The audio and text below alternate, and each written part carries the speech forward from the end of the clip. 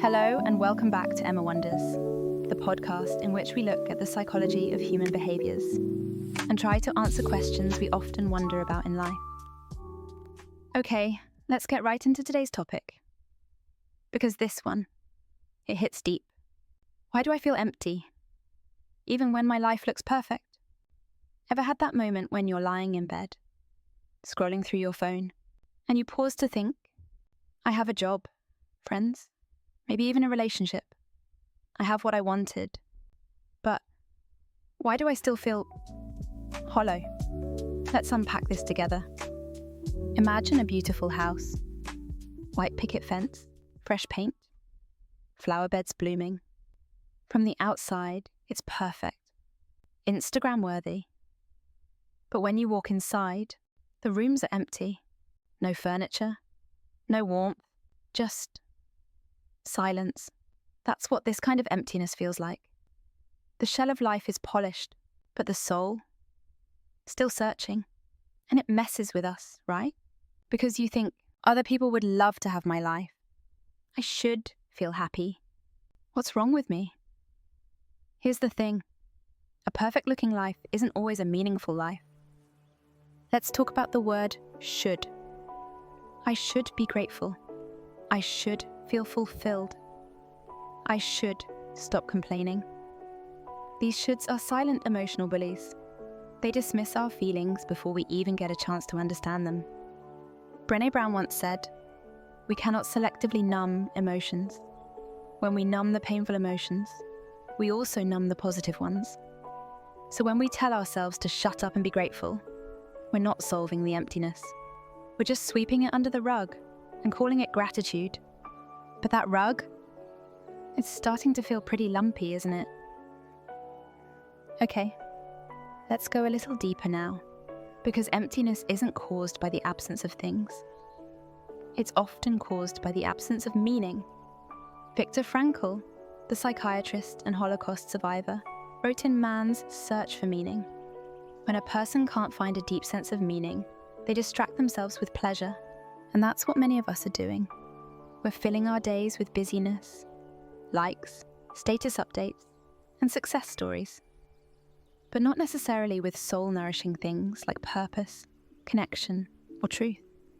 We chase the dopamine, but neglect the depth. Here's a metaphor that might help. A map shows you where to go.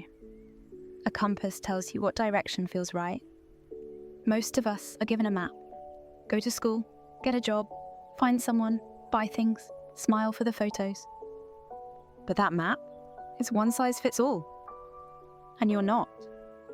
Instead, we need a compass. Something inside that helps us answer.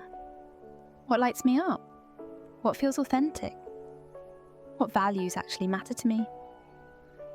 When we live by the map and ignore the compass, we arrive at the destination, but feel lost.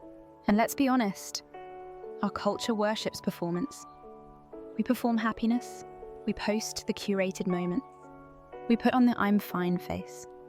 But deep inside, we may be dealing with unresolved grief, buried dreams, or just disconnection from who we are. Sometimes, emptiness is a quiet whisper saying, you've been living the life others expect of you, not the one you truly want. But here's something I want you to hear, and hear deeply. Emptiness isn't a failure. It's an invitation. It's your soul sending a signal flare. It's asking, are you listening to me? Are you living in alignment? Are you making room for stillness, creativity, play, or rest? Carl Jung once said, people will do anything, no matter how absurd, to avoid facing their own soul. But you're here. You're facing it. That alone? That's brave. So, how do we start feeling full again? It doesn't start with doing more. It starts with doing less, but with intention. 1. Start journaling. Ask yourself uncomfortable questions and answer them honestly. 2. Reconnect with someone that matters in a way that feels real, not performative. 3. Create something, even badly. Paint, write, dance, daydream. 4. Volunteer. Help someone without expecting anything. 5. Spend time in nature.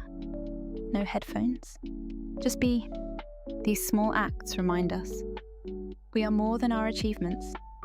We are more than what people see on the outside. We are human beings with depth, contradictions, and beauty. If your life looks perfect, but you feel empty inside, it doesn't mean you're ungrateful. It means you're human.